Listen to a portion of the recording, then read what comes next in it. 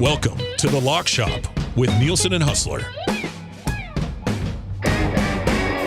What is up, Lock Shoppers? Welcome to The Lock Shop, presented by Play Alberta, live right here on Edmonton Sports Talk, your clear choice for Edmonton sports, which is also presented by Play Alberta. Thank you to everyone for listening on our audio streams at edmontonsportstalk.com. Tune in, iHeartRadio for those watching on YouTube, as well as listening on podcasts, wherever you get your podcast. Haas is sick today, so I, Matthew Wanek, am filling in. Dustin Nielsen, he's live at Mr. Mike's in Bonnie Doon. Lots to get to on the show today. Haas is battling this little bit. He needs to get ready to go for trade deadline.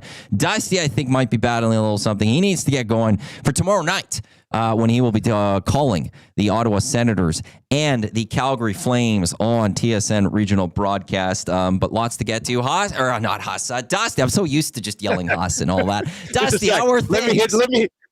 I just got to hit a vape off screen. Okay, and then I'll drink a Diet Pepsi. It'll be good to go.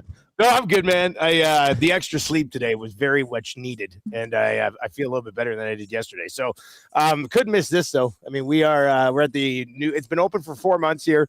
Mr. Mike's is one of my all-time favorite places since I was a kid, so it's cool to be doing a show in here. We're gonna be here from 11 until 6 today. It's in the Bonnie Doon Mall, kind of right on the corner of the Bonnie Doon Mall. I've never been to this mall ever since I lived here, but this place is awesome. It's like. It's very open concept. Like this would be a good place for a watch party. Actually, it's absolutely beautiful in here. So come on down. They've got feast mode activated. If you're looking to do something for dinner tonight, $39.99. You get the appetizers, or you can then choose between the fire grilled chicken surf combo or the sirloin with lobster butter. We talk about Mr. Mike's obviously a lot on the Nielsen show. It's gonna be good for the guys to be here all day. And then they got sip mode activated. They got deals on cocktails and mocktails as well. And as I always say, come on down and get the classic Mike burger. This is, I mean, it's as plain Jane burger as you're going to find, but it's absolutely delicious. It's been delicious for, I mean, I probably had my first Mike's burger. It's going to date me now, but probably like 37 years ago. So you can't go wrong with it, man. It's good. Their fries here are absolutely delicious. I do suggest if you want to come down for lunch, try the sirloin bites. They're absolutely delicious as well. So we're going to be here for Oil Stream, EST Afternoons, and then the Reed Wilkins Show will wrap up as well. Beautiful Bonnie Doon, Mr. Mike's sign right behind me, too. You'll be able to see a lot better on the two-shot once we get to some of the other shows today as well. But, yeah, I guess I'll play the role of Huss today, my man. Yeah. Do they have games there? Like many of the Mr. Mike's. Yes, they do. They always have games at those places. Yeah, that's why we always hit the one in the mall quite a bit with my family. It's, but, yeah, they've got Connect 4 over there. I think they got Battleship. They've got Sorry. They've got Uno. So I don't know why more places haven't picked up on the games while you're waiting for your meal. But like when we go with the kids, we'll order. Then we'll usually play Battleship. And so we'll play Battleship. And then by the time we finish one game of Battleship, your dinner's there. And it's not like you're sitting around waiting. So it's a pretty awesome move to have the games here. So I'm glad you asked. Maybe the boys will play some a little bit later on. Reed and Jay will absolutely be playing some sort of game as they're waiting for the end of EST Afternoons. And they'll be playing. At least play Uno. Yeah. Right? You can play Uno on the air, really. Oh, you could do that one. Yeah, perfectly. By the way, that mall, good bowling alley. Go down the stairs in the middle of the mall. 5-pin, massive amount of lanes. Solid little bowling alley. Still going? Like we're still rolling a bowling alley in a mall? That's great. Actually, I was in that mall for bowling a couple months ago, and I was very impressed with the stores in Bonnie Doon. It's like I didn't expect that. Bonnie Doon is a nice, low-key, great spot to go, and now you add a Mr. Mike's location there. It's just it makes it even better. While you were setting up today, I will just quickly go through one of the trades that has happened in the National Hockey League for those that have missed it. Tyler Myers is off to the Dallas Stars. This according to Darren Dreger and Pierre LeBrun. The Dallas Stars They're sending a second-round pick in 2027, a fourth-round pick in 2029, while Vancouver is also retaining 50%, so he'll be a $1.5 million player this year and last year. So the Vancouver Canucks continuing to sell off there a little bit. Dusty, would you like that move for the Dallas Stars to go and grab Tyler Myers?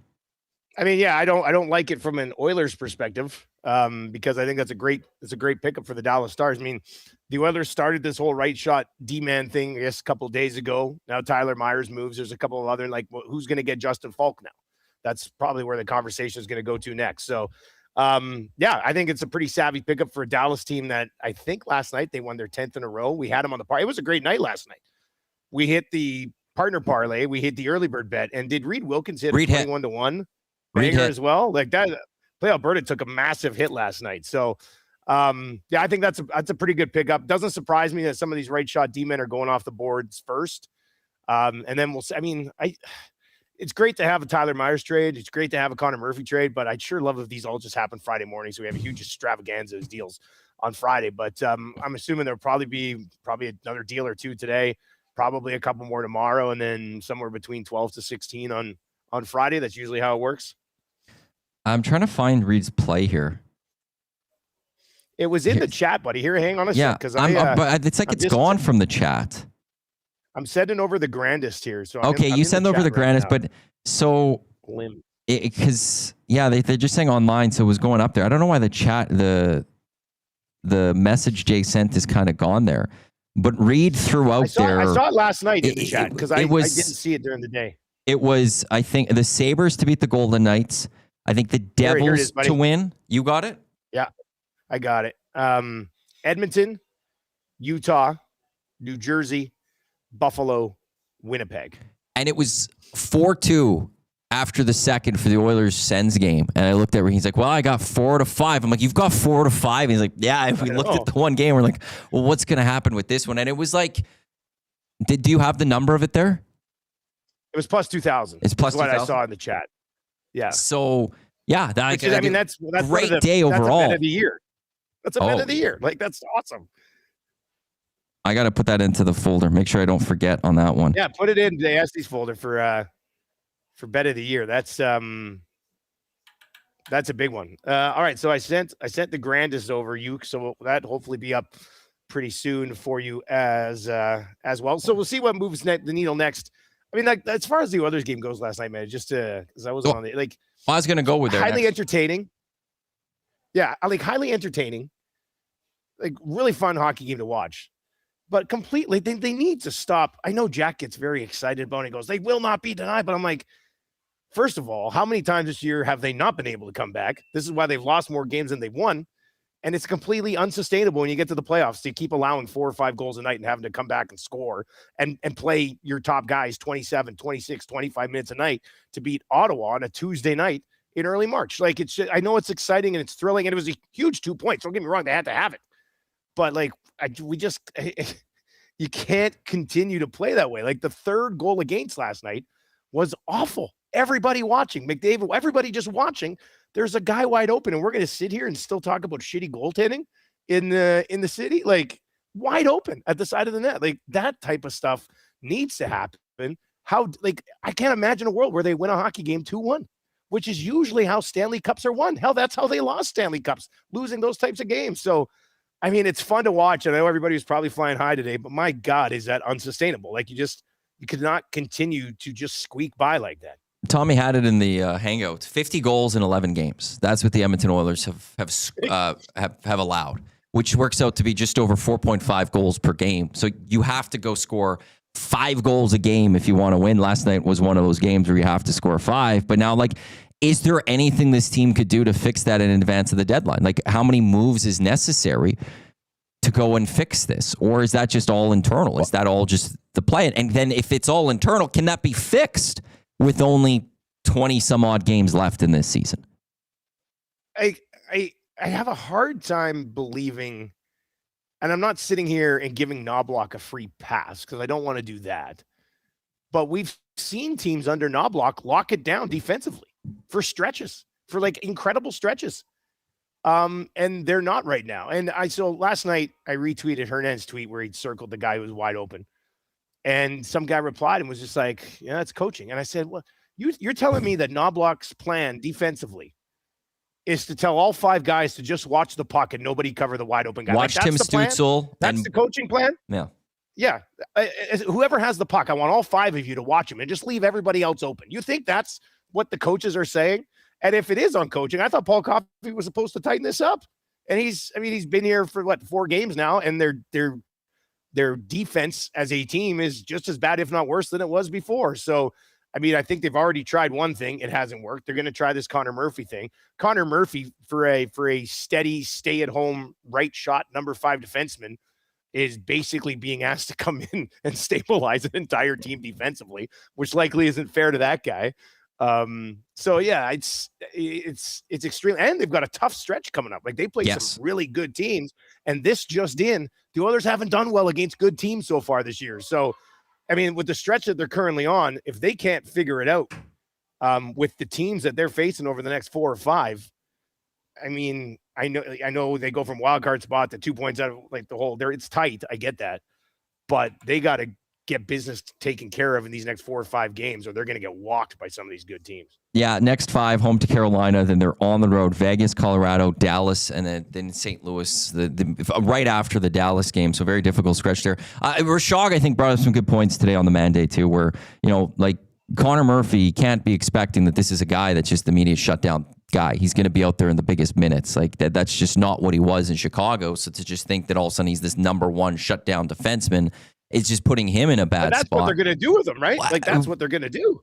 They're going to play him above where he should be played. That's what's going to happen. And the other, though, concern from the Oilers to agree, I guess, but it's at least a body is Wallman doesn't play at all in the third.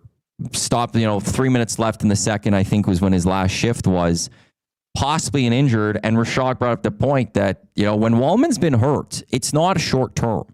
Anytime Wallman's been hurt, it's not like 1 or 2 games. It's for an extended period of time. So it's going to be fascinating to see how banged up he might be. Weird that he stayed on the bench for the rest of that game and on the bench for that third period and then getting work done with the trainers after the game. But if he is out going into this stretch, well, now you have to find another NHL defenseman to get into this lineup. And is that going to be Stastny? And it'll have to be Stastny. Is that going to be good enough to hold the team to 3-2 goals? And again, I know Jake Wallman hasn't been playing great himself.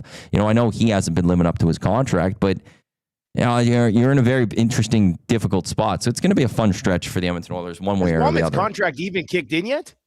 I think it kicks in next year, doesn't it? I think he's still I don't know if he's living up to his current contract, let alone the one that they doubled. Yeah, he's 3.4 still this year. He kicks in next year to 7.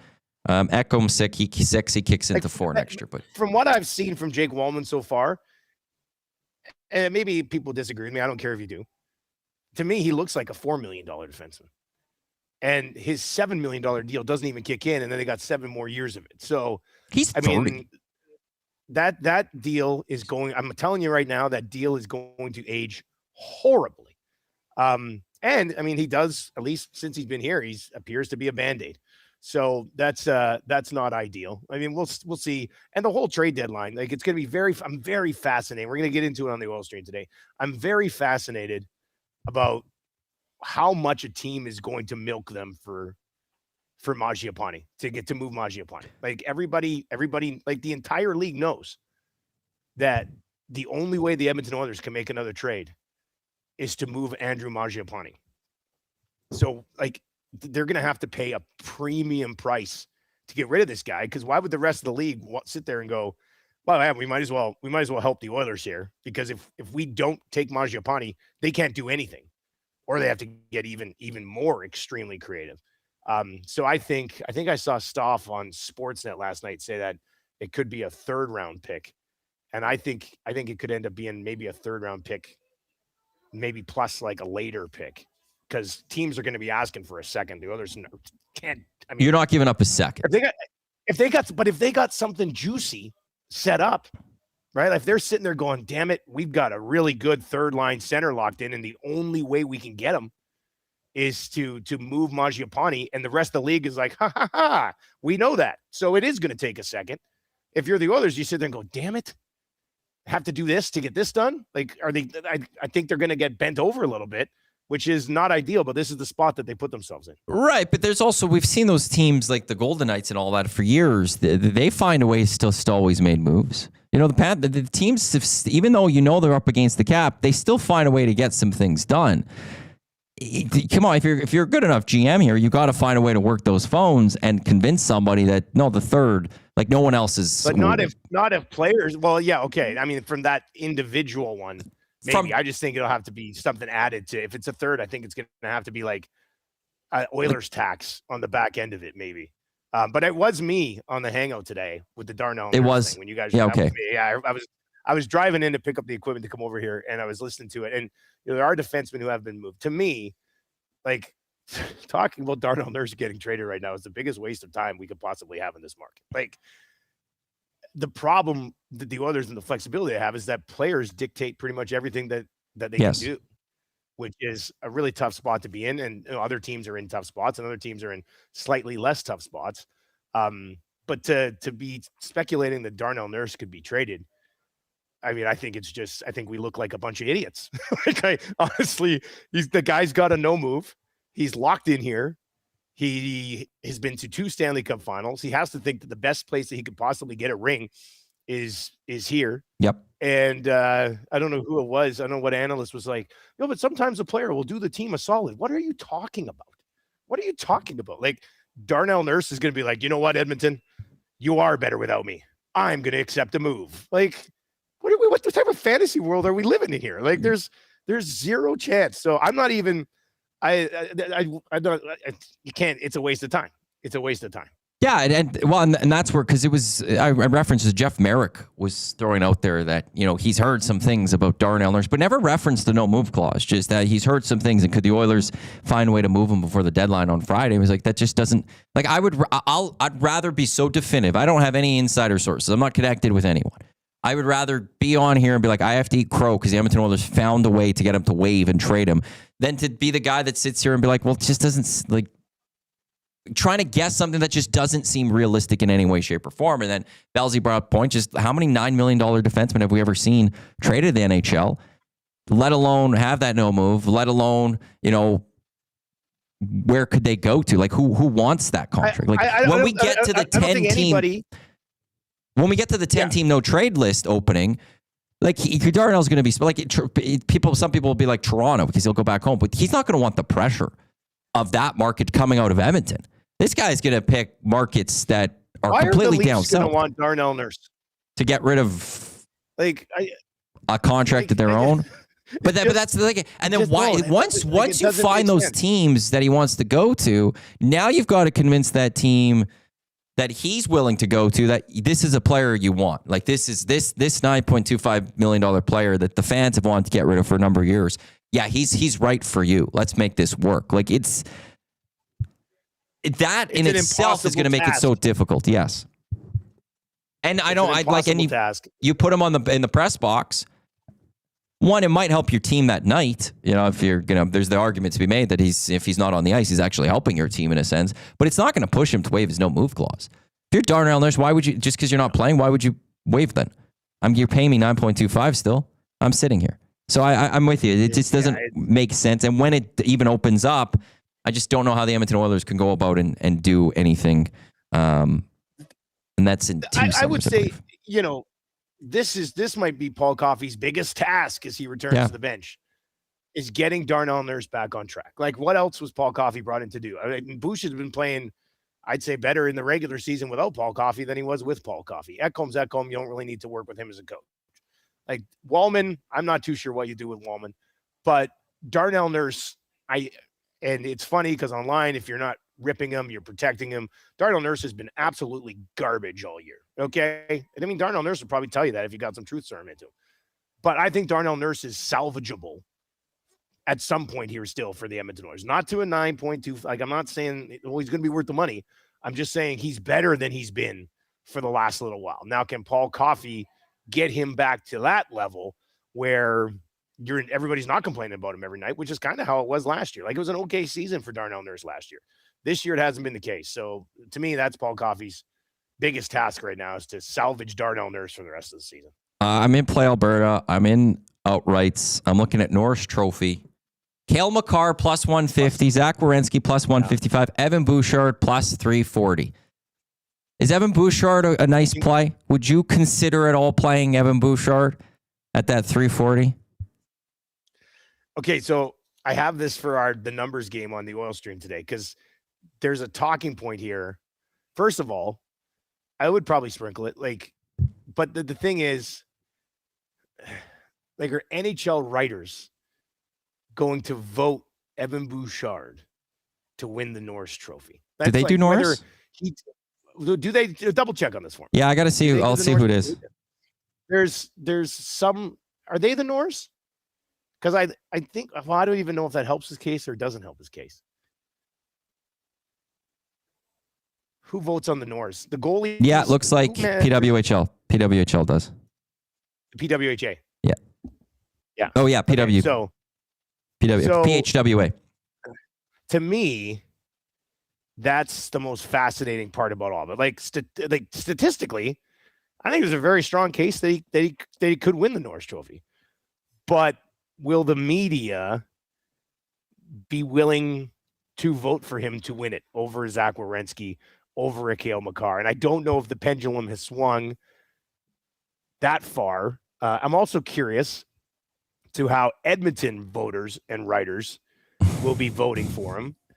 And at this point, with how it's kind of gone, will other writers in other markets spite vote against whichever way the Oilers writers go? So, I mean, the fact that writers have this much power in an award that actually means a lot to a lot of players is kind of ridiculous to me. But, I mean, I'll say this: I only see that number getting smaller and smaller. Well, so if you want to get on Bush to win it, and statistically, he probably should. I think it's kind of him and Werenski in my mind. It's probably decent value, to be honest with you. Well, Baptized Big U, that was 18-1 like 2 weeks ago. And says Saskatoon Muncher, not a chance. I'm taking that bet with that number. The Bouchard hate is so widespread, he'll never win a Norris, even if he deserves it. So to your point of just he's going up against the narrative. We're not talking about a fan base. Just going up against the narrative. Yes, he's got to change. Has Werenski won a Norris Trophy? I don't think so. I don't. He was close last year. I don't think he has. So, to me, the narrative is Werenski's been really good for a few years. He doesn't have one yet. We, as professional hockey writers, have to give it to him. And that's probably what will end up happening. So, yeah, last year he was second in Norris. Yeah. He was eighth in Norris back in 1920, but he doesn't have him. But, yeah, last year he was second. So, if the Columbus Blue Jackets, and I know Huss and Jay had this last week where I think the play might still be up at Play Alberta. They put Celebrini for Hart, Werenski for Norris. If the Blue Jackets find a way to get in the playoff spot, it might be the way to be like, and there is voter fatigue at times. We could talk about that with the McDavid. You've talked about that with LeBron James. He should have 9 MVPs. It's ridiculous. So there might be like, okay, well, Makar's had is this Werenski's turn?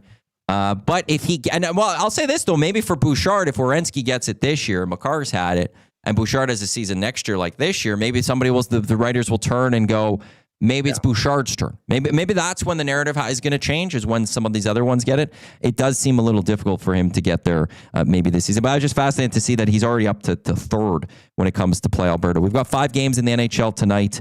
I'm going to run through the schedule here. You got the Golden Knights in Detroit taking on the Red Wings. Leafs home to the Devils home to the Leafs.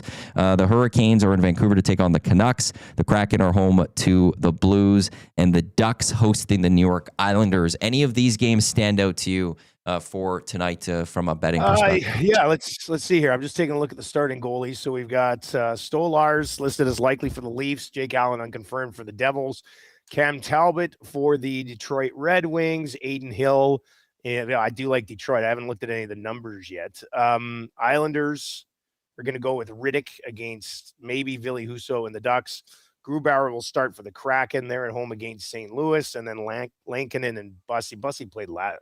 Oh, no, I was rewatching an old Carolina game last night. Anyway, so Bussy and Lankinen in that one. Let me bring it up. I mean, Vegas I think Vegas is kind of an easy team to fade right now. There's a stats that was thrown out there from a guy with Barstool. I forgot his name. Liam, I think it was. That their last win against the team currently in the playoff spot was in November 20th when they beat the Utah Mammoth. They have 5 wins against the teams currently in a playoff spot right now this season.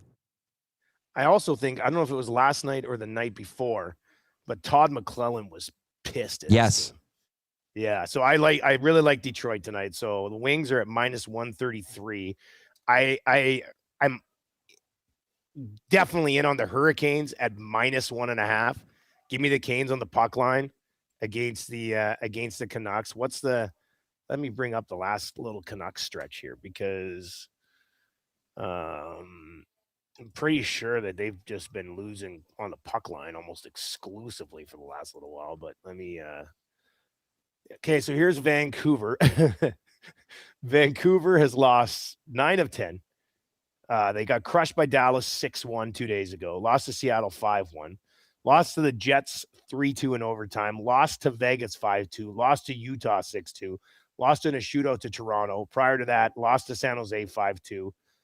So yeah, I mean, Carolina's been playing. I'm going to take Carolina on the puck line as well. So those are probably my 2 favorite plays. Detroit on the money line at minus 133. Carolina on the puck line at minus 116. What else do you like there, buddy? What's the third game we can throw in here? This is like, I don't know what to make of the Seattle Kraken. I picked the Hurricanes against the Kraken last Friday. And it ruined the screw it, let's do a parlay that we had built there. I don't know who the Kraken necessarily are. The Islanders Ducks is one that I just feel is too close that you kind of stay away from. That I do look at. You got the Leafs, you got the Devils. Do the Leafs find it in them to get that win against the lowly team in advance of this deadline where they might blow things up? Or this Devils team going to just take advantage of a Leafs team that's spiraling? I don't want to rely on Leafs win, though. Yeah, okay, here. What about... I actually don't mind Seattle.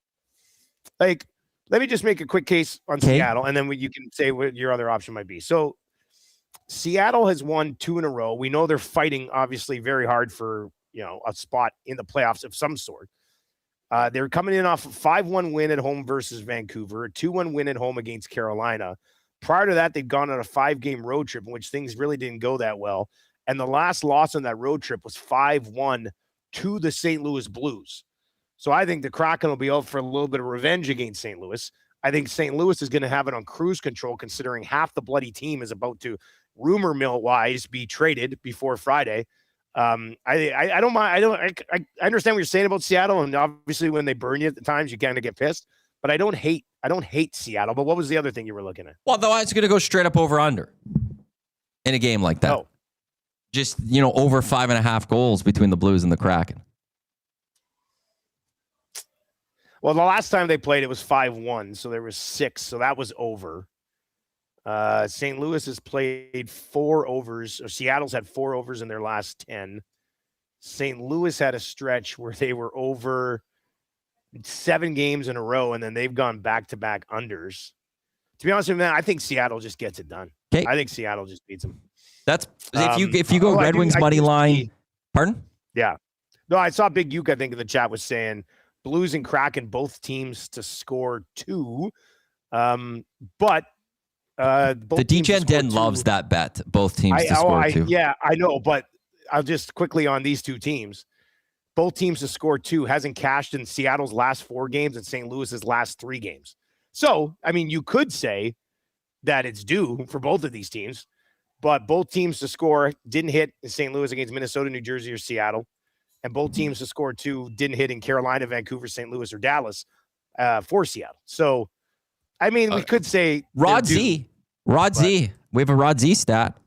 All right. Bet against St. Louis on the money line after having won 2 of their last 3 games. St. Louis record during the 2026 season 1-15. Bet on Seattle on the money line when they allow 2 or less goals. Seattle record during 2016 to 26 is 24-3. So if you did Red Wings money line, Hurricanes puck line, and you did Kraken money line before a boost, that's plus 444 straight up. with. So it'd be closer to 5-1. Yeah. I like it. Okay. I'll send that in after. I think the Kraken money line is.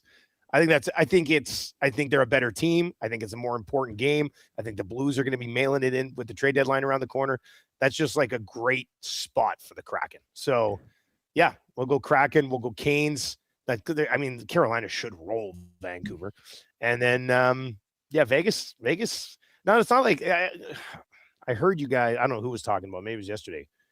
Maybe it was on the Hangout. Wherever it was, I heard that Kraken stat about how they don't. And I think the Oilers, like that whole division, like the Pacific Division just sucks. Yep. It just sucks. Like Vegas can't beat any good teams, and they're in first. And the Oilers have dropped whatever it is of their last 7, and they're still sort of hanging around, but then they're in a wild card, and you got this. Like, I kind of just want to see San Jose get into the playoffs and go on a run to watch Celebrini be incredible. But yeah, so I love fading the Vegas Golden Knights right now. So I like this one, actually. I feel pretty good about this. Well, we've got a few people wanting it, loving it, wanting to ride on it. So I'll get that over to the team right away. It scares me almost. It scares me how everybody's really a fan of how this has come together so neatly. Like, I hate it when you put together games. Like, I'm sitting here looking at this going, this is going to cash for sure. There's no way that we can't hit this one. This is one of those nights where Tammy will hear me go, unbelievable. And she's like, oh, did one of your sure things not hit again? I'm like, yes. Yeah, that is true. That happens quite a bit, especially during NFL season. But yeah, I really like this one today. So you'll be able to find that on our EST specials page over at playalberta.ca. I've just sent that right now, so hopefully they'll get that up before the show ends. Dustin Nielsen live at Mr. Mike's in Bonnie Doon. He will be there for the rest of this hour. He'll also be there with Tommy for the oil stream. We got EST Afternoons, Reed Wilkins Show with Jay Milton, also at Mr. Mike's Bonnie Doon. Matt Owanek here at EST Controls. Just once again, what's going on at Mr. Mike's? Yeah, we're just going to be here all day. This Bonnie Doon location opened up 4 months ago. They've got their feast mode activated right now. If you're looking for a bigger bite to eat kind of for dinner, you can pop by. They've got sip mode activated as well. That's the cocktails and mocktails on special. I'm kind of off the booze recently from after Mexico. I can't imagine why. Drink again for a million years. But like I said, pop by for lunch. It's in the Bonnie Doon Mall, right on the corner. You can't miss it. On the south end of the mall, right on the corner. And it's awesome layout in here. We'd love to have you pop by for lunch there, or pop by for dinner later. We're going to be here until 6:00 today. And if you've not yet tried the classic Mike Burger, I'm going to probably have one during the oil stream. I was about to say, get into that and dig into that a little bit. I got rushed to the airport right after. I think I boarded just after 2:00, so I'm not gonna have time to eat. So I think I'm taking down a classic Mike Burger during the oil stream today. Duck Dad, quickly. I got Man City to win, Arsenal to score 2, along with the Canes in regulation. That's plus 295. We got Premier League action, 12:30. A bunch of matches. United soccer in here. United Newcastle. They're coming up at 1:15. Who's the best Premier League team right now? Like, Arsenal and City. I was playing FIFA heavy, but I haven't followed along recently. Arsenal and City are in a title race. It looked like Arsenal was sitting pretty for a little bit ago. It looked like, okay, this is going to be theirs. They are doing classic Arsenal, and they're bottling this. So tonight, if they fall and City wins, it makes it extremely, extremely tight. But Liverpool has taken quite a bit of a fall this season. So right now, it's Arsenal and City is just trying to hold on. So we've got a bunch of games today. We've got golf tomorrow. Arnie Palmer Invitational. This is one of the signature events. It has a cut. Some of the signature events this year won't have cuts, but this one will have a cut. Not everyone is going to make money in this event as well. Some events, everyone is going to make money, which I'm not fully a big fan of. If you go to Play Alberta, Scotty Scheffler is the favorite to win this one at plus 270. Roy McIlroy plus 785, almost 15-1 for Tommy Fleetwood. Fitzpatrick 18-1, as basically is Xander Schauffele, rounding a top 6. Colin Morikawa almost at 20-1, plus 1950. This is a classic event. This is a fun event that happens out at Bay Hill. A nice challenge that's coming up. I was listening to a bit of a pod yesterday. I guess they've gotten a little bit of rain, or there's still a little bit of rain in the forecast for Bay Hill. So it's always a high rough that is going on out at Bay Hill, but it might be growing even taller for this event. So keeping on the fairway even more critical this week than at some other tournaments. And it's a very long course. So some of those distance hitters, maybe they take a little bit of advantage of that one if they could keep it in the fairway. Again, if you're going to miss, the scrambles are going to be a lot tougher. And over the years, we've seen like this is an event that you're not getting plus 18 or minus 18, minus 19 winning this. This one's closer to the minus 9, minus 10s, minus 11s, maybe winning it. So finding your scores, finding those scoring holes is very, very important. I've got a couple of winners here. I've got a couple other like top 20s. To be doing golf picks without us, he's such a golf guru. I'm nervous. Like if we can hit, we hit last week. I know, but if we had a nice one back with other top 20, that'd be great. Well, we're doing this in honor of us. We'll do this one in honor of us. I'm going to start with one. And this is a guy that's just won a couple of weeks ago. He had a crushing performance here last year where he was in it. He was in the thick of things, and there was Eagle late, and it ended it extended his drought of winning tournaments. And now sometimes you wonder when those golfers win. When you see those golfers get the one, they rattle off a few back to back or in close weeks, and they have a stretch where they're just playing really good golf. And I wonder if that's Colin Morikawa. He wins at Pebble Beach, ends that drought. A couple weeks ago at the Genesis Invitational, he was T7. So he's still playing some really good golf. And when it's easy to go Scotty, it's easy to go Rory. But if you're looking for that first tier after them and getting a little value, he's almost at 20-1. I do like Colin Morikawa coming into this one to bounce back from his tough ending at Bay Hills last year. And with the way that he's playing right now, I do like Colin Morikawa as a possible player to go win this event. All right, so that's your first guy. That's my first. I'll give you my first guy. I'm with you. I mean, Scotty's so tough to bet just because he's such a low favorite. Rory's not far. I am going to get to the third guy on the list, though. Tommy Fleetwood, plus 1550. He's done well at Bay Hill in the past, even before he joined the PGA Tour. He's got a T3. He's got 2 top 10s. He's got 5 top 20s. And he's coming in here in great form right now. He's got 2 top 10s in his last 2. So in the past, when I've had success with some of these golf picks, it's a combination of recent course history and the form that they're rolling in with right now. And Tommy Fleetwood checks off both of those boxes. So, I mean, would I like him at like 18 or 20-1? Yes. But at plus 1540, if I'm trying to get to that next tier, and the next tier is basically 4 guys. It's Tommy Fleetwood, it's Matty Fitz, it's Xander, and then it's Colin Morikawa that you just laid out. And then there's another little drop, and I'm in the next drop again with somebody else. But I'll start with Tommy Fleetwood at plus 1540. I'm intrigued who you are in for the next group because I'm staying in that group of 4 for my other one. I'm just looking at that next group and trying to guess who it could be. But the other one, it's Matt Fitzpatrick for me. This guy this season right now, he's number 1 ball striking. He's a number 5 when it comes to driving. I talked about, the distance and keeping in the fairway. Him with that driver, I think is really good. The thing that has let down Matty Fitzpatrick so far this season has been his putting.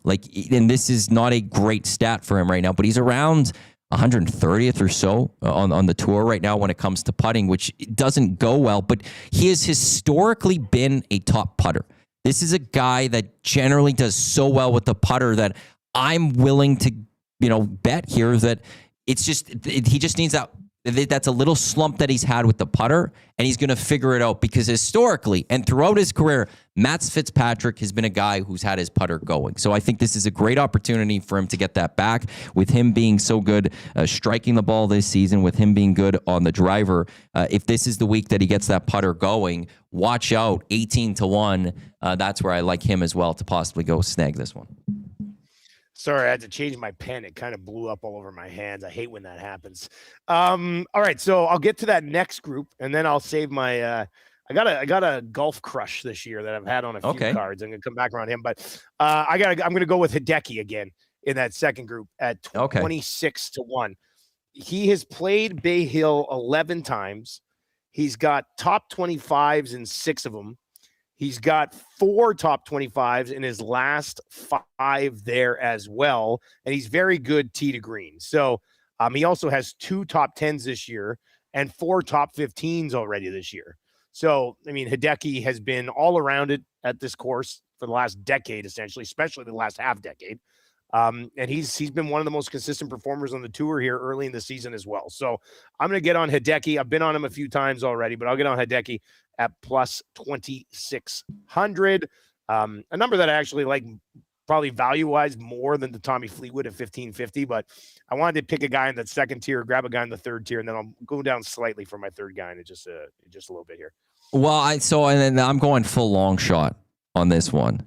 I think I might have to get him. No, there he is. It's 60 to 1. So a longer shot, I guess, if you will. And I'm going with the Canadian in Corey Connors.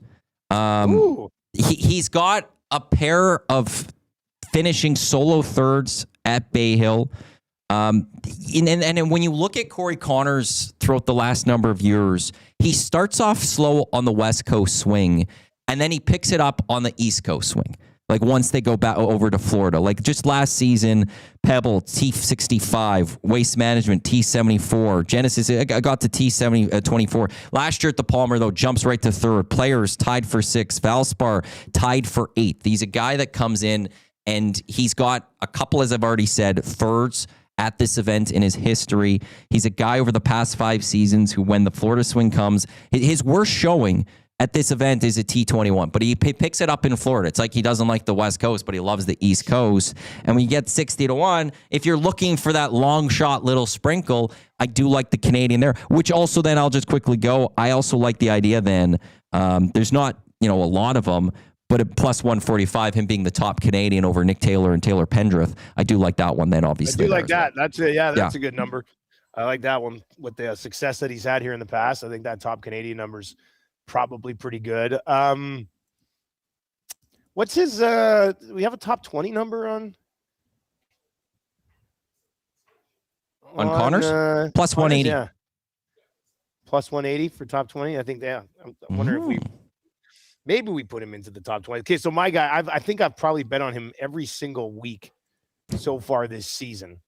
And he hasn't won, but he's been pretty good so far. And that's Jake Knapp at plus 3,200. Jake Knapp is my new Dusty's guy for golf this year. So here's his season so far. He was T11 at the Sony Open, T5 at the Farmers Insurance, 8th at the Phoenix Open, T8 at the Pebble Beach Pro-Am, and 6th at the Genesis. Like he has been, he's a walking, talking, living top 15 guy. Like almost top 10. I mean, his last 4 times has been top 10 here as well. He's 4th in strokes gained putting, and he's an elite ball striker. He's number 1 in par 5 scoring. And you talked about how this is a little bit of a longer track. So that's something that I think you have to like as well. So I'm surprised that I guess because he probably hasn't cashed one yet or won yet. He isn't in that group a little bit higher than where he's at. Like he's at 32. Like we mentioned, to me, and who's he with? He's with Harris English, Vic Hovland, Shane Lowry, Kitayama, Minwoo Lee. To me, Jake Knapp should probably be up there with Cam Young and Ludwig Aberg in like that 27, 28 range. So I like Jake Knapp at plus 3,200. At some point this year, I'm going to come on a lock shop on a Monday and be like, I told you Jake Knapp would get it done. And so it's like Huss has his man crush on Tony Finau. I'm becoming a big Jake Knapp guy. So I'm going to get on Jake Knapp again at plus 3,200. I love that because I have Jake Knapp on one of my papers that I written out for this event. And I liked him for, at the very least, like T20. I was even thinking he did a T10 here because everything you said is absolutely correct. And at this course, the par 5s, like you could get birdies at the par 5s if you play advantage of those. And you have the stat there, number 1 in par 5 scoring this season so far. Number 1 par 5 score in the season so far. So, that's huge for Bay Hill. That's huge for this tournament. So I absolutely love that pick. And I think that is easily, as we get ready soon to look at a parlay for this, he's easily someone I think we have to put in there. Even if we just quickly throw it as a T20 for him there. I feel really good at T20 for that one. Yeah, no, Jake Knapp, T20. For the parlay, 100%. I'm trying to think what the numbers are going to. So if we go Jake Knapp top 20, and then do we pick one of these guys to go top 10? Do we go 1 top 10 and 2 top 20s, or just want to go 3 top 20s? Like if we did 3 top 20s last week, and we got the plus 14 number. I'd have to look what the number would be. But what were the numbers on the Højgaard brothers? Like they must have been down the list. Like I think one was like minus 100. and one was like a little bit plus, and then Brooks. I can't remember what Brooks was.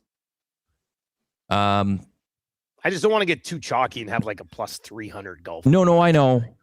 Well, I have another one for it's plus 150 for a T20. Who's that? And that's Jacob Brigman, who goes and wins the Genesis a couple of weeks ago. He's 4th strokes gained. He's first in putting. I think he was T15 here last year. And in this season, T4, T13, T18, T8, and first. Wow, that's a great year so far. Holy smokes. Right? Yeah. Okay, so let's say we put him in with Jake Knapp. Who's our third guy? Connors puts it at too big a number. Yeah. I think we can be, if we got those two guys in, I think we can be a little bit, I think we can take either a Tommy or a Morikawa or a Matty Fitz. I know. Well, Rory's minus 244 for top 20. What are our other two numbers? What are we at right now? If you, I would have to. Bridgman is 150. Else, right? Plus 150. Yeah, Knapp's 110. Okay. Let me see if I have to go build this. I got it. I'll put it together. So plus 110. Yeah. And plus 150. Yeah. Okay, so that's plus 425. Or should be around plus 425. Okay. What if you added a minus 244 just quickly? Is that Rory? Yeah. That takes us to plus 640. Okay. So yeah. I know Huss would be like, get Matty Fitz in there. He loves Matty Fitz. Matty Fitz is minus 120. So that puts it up to plus 863. I mean, anything over 6 to 1. I mean, if you want to go Rory, we can go Rory. We didn't really. No. I just want to see what would happen if you put that one there. I didn't like that number. That I would rather go to it on the next tier. I just didn't know because like Scotty's minus 667, so I didn't know a Rory. I just want to see Rory's just closer to the, he's closer to the minus 100 than he is to Scotty type thing there. Okay, would you rather Fleetwood or Fitz? Well, I'm looking up some Fitz stuff right now. Give me a second here. All right. I mean, I had Tommy on my list, but so Matty Fitz so far. T63 at the American Express. That was back in January. In February, he went 9th, T14, and then he was T24 at the Genesis. Let me see Tommy here.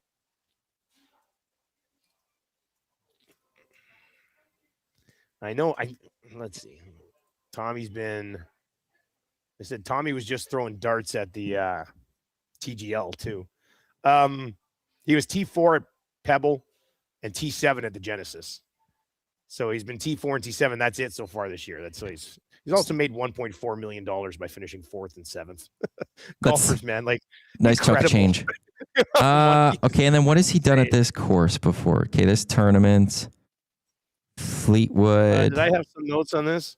Fleetwood T11 cut T61 T20 T10 and then that's from 2015 all the way to 2021. So 3 T20s of the last 5 years. Well, let's put Tommy in there then. Yeah, let's just do it. I could live with that one. Okay. So Tommy Fleetwood, right, Jake Knapp, Jacob Brigman, T20. EST specials for people. That should be good. I like that one. Oh, look at okay. Well, let's try to go 2 for 2 on the lock shop, but back-to-back weeks. That'd be a nice little start. I'm pretty excited about that. Yeah, it's going to be a fun event. Here's the one thing also about Rory not going in the T20 is Rory's that type of guy that you could easily see just like he could have that one day that's a huge collapse and they miss the cut like type to me, thing. Take Rory to win it or just don't put Rory on a card. Like it's one or the other probably. So, but no, I like that. I'm a big Jake Knapp guy this year, so I love Jake Knapp. I'd probably bet some of these top 10s and top 20s on their own. But yeah, I like that. That's good. That'll be up soon. I'll also just throw this one out there, everyone, because of his play last weekend. There's also another PGA event, I believe, going on, the Puerto Rico Open. Rasmus Højgaard, he was one of the brothers. He had a good week last week, so he's the favorite. I'm going to stick with, he found his way into the top 20 to get us a little bit of a win there. So not many other names on that event there, but one of the Højgaard brothers is going to be over there at the Puerto Rico Where's Open. that one at? What's the Joburg? Where is it? What do you mean, where is it? Yeah, which event did you say that is? The Puerto Rico Open. Oh, yeah, there it is. Okay, yeah. Rasmus Højgaard. What's that field look like? Any other notable names in there? There's not many other ones. Not really. Sheemish Power, recognize him. Oh, the Gim Reaper. Cameron Champ's in it. 38-1 there. Oh, Sam Ryder. Osler. Luke Clanton. I've been on Luke Clanton. Hadwin's playing in it. Adam Svensson's in it. Oh, Branch Snedeker's going to be in it. Snedeker's still golfing? Yeah. I noticed that last week when I was looking at the numbers. Snedeker, or is that... He's 150-1. My God. Snedeker had a couple of decent years. Didn't I remember Snedeker? Oh, that's kind of funny. Oh, lock shop parlays up. Oh, okay. There we go. Red Wings Hurricanes to win by 2. Kraken to win plus 467. Is boosted over 444 before the boost, right? So yes, that's over at Play Alberta. The Grandis parlay is also up at plus 600, and then it's still that lock shop partner parlay, Celebrini to win the Hart and Werenski to win the Norris. That is plus 660. Lakers big win yesterday. Yeah, I was following along. I didn't watch a ton of it. I know Marcus Smart was clutch in the fourth quarter. Started to play a little bit of good defense. I mean, the Pelicans, they've been banged up for most of the year, right? I think when that roster is healthy, they're better than the number than the record would lead you to believe right now. But the Lakers are, so I'm going to see them next week. They play the Timberwolves, which I'm kind of worried about, and then they play the Bulls, which they should win. So I'm hoping I'll get to see a win in one of those 2 wins, one of those 2 games. But I mean, Luka is such a whiner. Like I think he's a phenomenal talent, and I've been a fan of him even before when he was in Dallas, but I didn't watch enough games regularly to realize. Like, I know LeBron's got a reputation of whining, but Luka takes it to another level. Like, the official last night had to go to both teams and be like, stop whining, or I'm just going to start teeing everybody up. And then they just started dishing out texts. Like, it was even, I think JJ Redick kind of, I'll have an iced tea, please. Yeah. I think even JJ Redick was like, had to tell his guys, like, stop complaining so much. So I didn't realize how much of a whiner Luka was until I started watching him with the Lakers. It's funny because you said when there was a point to me a couple months ago, you're like, when LeBron retires, I might be a Luka guy. Well, I always thought that. I always thought that was the plan, man. I honestly, I always did, and I'm starting to doubt it a little bit right now. I always was, even before he went to the Lakers and I got to watch him play with LeBron and stuff. I was always like, when LeBron retires, Luka will be my guy. But now that I watch Luka all the time, I'm like, man, he complains about a lot of stuff, and he puts up some assists, but he kind of is like pretty big time ball hawk, but he can get a shot whenever he wants. So I sort of get it, but he's a phenomenal talent. Don't get me wrong. But if I was a ref, I would hate that guy. Where is it going? I usually ask Haas what's coming up on WST. So I'll instead ask what's coming up on the oil stream. Well, coming up on the oil stream today, we'll talk about how ridiculous it is for people to think that Darnell Nurse could possibly be traded. We'll talk about Evan Bouchard and that plus 390 number to win the Norris Trophy. And we'll dive into last night's game. The Edmonton Oilers storm back once again to be heroes against the Ottawa Senators. You're live, Mr. Mike's Bonnie Doon. So that'll be for the oil stream. EST Afternoons will be there. The Reed Wilkins Show will be there as well. I might jump in on the camera between shows here to try to adjust. I don't like it feels like you guys, I need to fix the camera setting. You seem a little too white. I'll fix it. So we do have an orange light on. No, I'll fix something. I think there's a setting it should be adjusted. So just a heads up, I will be doing that. Lock Shop Parlay's already up there for the NHL. We'll get the golf one up there a little bit later. That's all at EST Specials. at Play Alberta. No one populates Play Alberta like we do here at Edmonton Sports Talk. Dusty, enjoy the oil stream. Enjoy the Sens game tomorrow. On behalf of Dustin Nielsen, I'm Adam Wanek. Thanks for everyone for tuning in to the Lock Shop presented by Play Alberta right here in Edmonton Sports Talk. Oil stream with Dusty and Tommy coming up in a few minutes. Don't go anywhere.